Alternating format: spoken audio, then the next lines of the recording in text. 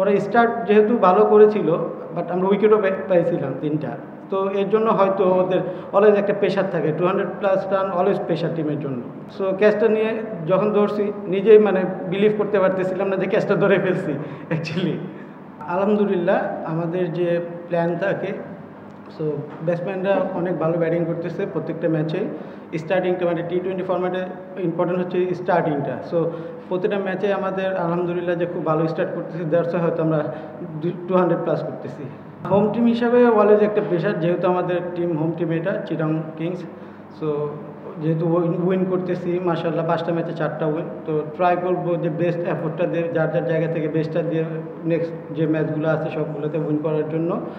আর batting যেহেতু আমরা 200+ করে ফেলছি, সো অপোনেন্ট টিমের জন্য অলওয়েজ এটা একটা প্রেশার থাকে।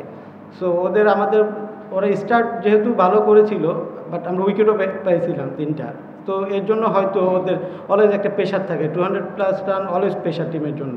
আমার কাছে এরকম মনে হয় না, যেহেতু আমরা হোম আয়াওয়ে যেটা বলেন, শুধু কিন্তু চিটাং আর সিলেটেরই আছে আর ঢাকা। সো আমাদের কিন্তু সবসময় এই উইকেটেই খেলি, বিপিএল সিলেটেও খেলি, ঢাকাতেও খেলি।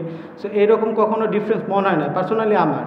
ওভারঅল বলবো না, আমার পার্সোনালি এটাই ওপিনিয়ন যে সেমই থাকে। আমরা সবসময় জানি চিটাগাং উইকেটে সবসময় রান হয়।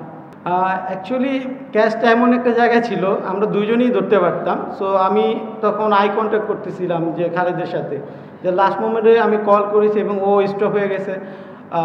ফরচুনেটলি যাই বলেন, সো খুব প্রেশারে ছিলাম অ্যাকচুয়ালি, যে ক্যাচটা যেহেতু নাইমে ছিল, কারণ ও বিগ স্কোর করার মতো প্লেয়ার। সো ক্যাচটা নিয়ে যখন ধরছি, নিজেই মানে বিলিভ করতে পারতেছিলাম না যে ক্যাচটা ধরে ফেলছি অ্যাকচুয়ালি। এখন পর্যন্ত মনে হয় না আমাদের টিমে থেকে এরকম কোনো মানে নিউজ আসছে। আলহামদুলিল্লাহ যাই দিয়েছে সবাই, কিন্তু আমাদের কেউ কিন্তু বলে না এখনও যে পেমেন্ট ইস্যু নিয়ে একটু প্রবলেম আছে। সো সবাইরে কম দেওয়া হয়েছে, বাট সবারই একটা প্রসেস থাকে যে টুর্নামেন্টের আগে 50% বা 25%, তারপরে মিডল অফ দ্য টুর্নামেন্ট, তারপর আফটার টুর্নামেন্ট। সো আমাদের ওই প্রসেসে আছে এখন পর্যন্ত।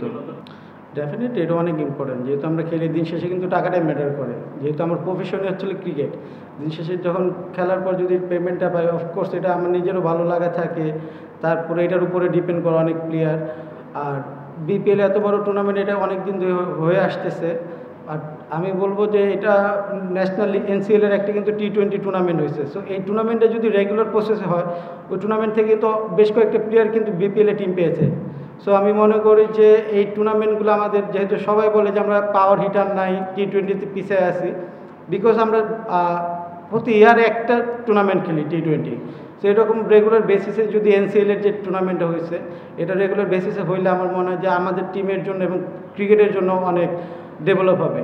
না, এটা আমি মনে করি না। আমার পার্সোনাল ওপিনিয়ন, যেহেতু বললেন যে আমি মনে করি না এখনও 4টা ফরেন প্লেয়ার আছে, ঠিক আছে, বাট আমাদের আগে নিজের ইমপ্রুভমেন্ট ইম্পর্টেন্ট আমার কাছে মনে হয়। সো আমরা যদি রেগুলার বেসিসে যদি এনসিএলটা যদি হয়, আমরা যদি ইমপ্রুভ করি, তো এটা আমাদের পাওয়া। ফরেন প্লেয়ারদের হচ্ছে যে আসবে, খেলবে, চলে যাবে, বাট দিন শেষে খেলতে হবে আমাদের লোকাল প্লেয়ারদের। ওইখানে নিজেরও একটি কিন্তু প্রুফ করার ব্যাপার আছে এই জায়গায়। সো যখন আমরা ওইখানে পারফর্ম করব, তখন কিন্তু বিপিএলটা আমরা ডমিনেট করতে পারবো। সো এখনও আমার কাছে মনে হয় না যে আমরা ওইভাবে ডমিনেট করার মতো লোকাল প্লেয়ার যে ওই রেডি আছে। সো ইয়াং প্লেয়ারদের জন্য অনেক ইম্পর্টেন্ট এটা এনসিএলের টুর্নামেন্টটা।